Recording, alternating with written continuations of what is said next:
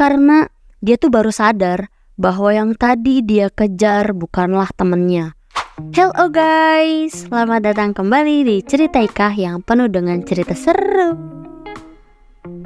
Oke, pada video kali ini kita bakal menjelajahi pengalaman mendaki Gunung Slamet yang gak cuma memukau secara alamiah, tapi juga menyentuh sisi misterius.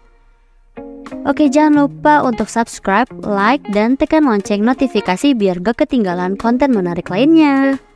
Oke, jadi kegiatan mendaki gunung yang bisa dibilang sebagai kegiatan di alam bebas, namun sebenarnya punya aturan tertentu. Nah, jadi aturan-aturan ini bertujuan untuk ngarahin dan ngejaga kelancaran proses pendakian, juga buat ngurangin resiko yang nggak diinginin sebisa mungkin. Salah satu aspek yang diutarakan adalah pentingnya pengaturan formasi. Jadi ini yang merujuk pada susunan tugas dan peran yang diberikan kepada setiap personil dalam grup pendakian. Oke, di sini aku mau jelasin peran dan fungsi berbagai posisi dalam sebuah rombongan pendakian gunung. Yang pertama itu ada navigator. Dia itu bertugas nentuin navigasi dan menemukan jalur atau arah saat mendaki.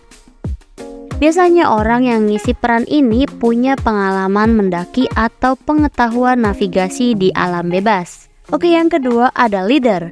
Leader ini memimpin rombongan pendakian dan bertanggung jawab untuk pengambilan keputusan, termasuk mutusin kelanjutan pendakian, waktu istirahat, mendirikan tenda, dan ngurusin perizinan. Yang ketiga ada followers. Posisi ini biasanya diisi sama pendaki dengan kekuatan fisik yang paling lemah, gitu ya. Jadi dia tuh tugasnya ngebawa beban atau barang bawaannya yang lebih ringan daripada yang lainnya. Posisi followers ini biasanya ada di tengah-tengah barisan.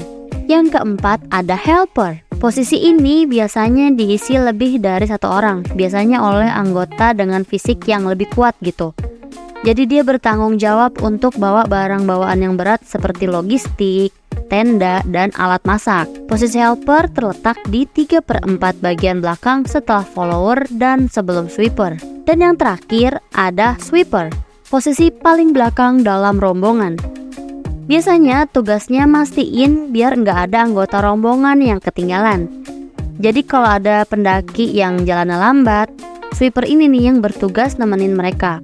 Sweeper juga yang memberi instruksi kepada leader kalau jarak antara sweeper dan rombongan terlalu jauh. Nah, melalui pembagian peran ini, rombongan pendakian itu dapat bekerja secara efisien dan aman. Karena setiap posisi itu punya tanggung jawabnya sendiri untuk mastiin keselamatan dan kelancaran perjalanan. Nah, sekarang aku bakal ngebagiin cerita mistis yang dikirimkan sama salah satu followers kita di Instagram. Jadi, pengalaman yang buat dia berhenti jadi seorang sweeper. Dan ini menurut dia benar-benar gak bisa dia lupain gitu ya. Oke, jadi saat itu di perjalanan menuju pos 7 Gunung Slamet, dia berperan sebagai seorang sweeper dan kebetulan berada di posisi paling belakang untuk menghitung jumlah teman-temannya. Tiba-tiba matanya itu kayak terkena lemparan pasir. Segera dong dia menggosok matanya dan melihat ke depan. Dan ternyata teman-temannya sudah jauh ninggalin dia.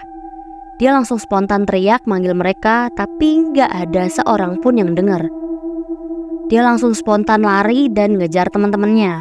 Saat sampai di gerombolan, dia nanyain kenapa mereka semua lari, dan teman-temannya itu ngejelasin bahwa mereka ngeliat dia itu berlari duluan ke depan. Karena heran dan spontan jadi semuanya ngejar dia gitu kan. Dia pun istighfar dan kembali ke posisi sweeper yang paling belakang. Gak lama kemudian segerombolan orang manggil-manggil namanya. Saat dia menoleh, ternyata mereka adalah temannya dia. Dan mereka itu nanyain kenapa tadi dia itu lari begitu cepat. Dia merinding dan terus istighfar. Karena dia tuh baru sadar bahwa yang tadi dia kejar bukanlah temennya, melainkan makhluk halus. Wah, gila parah banget guys, serem banget. Setelah sampai di puncak, dia langsung ngedirin tenda buat istirahat.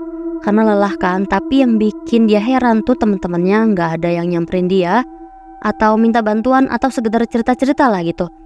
Jadi selesai makan dia tidur aja gitu langsung. Waktu di malam puncak, dia tuh sempat kebangun tengah malam karena kebelet BAB. Dia tuh niatnya mau ke tenda temennya yang biasa nemenin kalau dia mau BAB. Tapi setelah keluar dia lihat itu sepi banget. Dan dia heran kok gak ada yang nyalahin api unggun.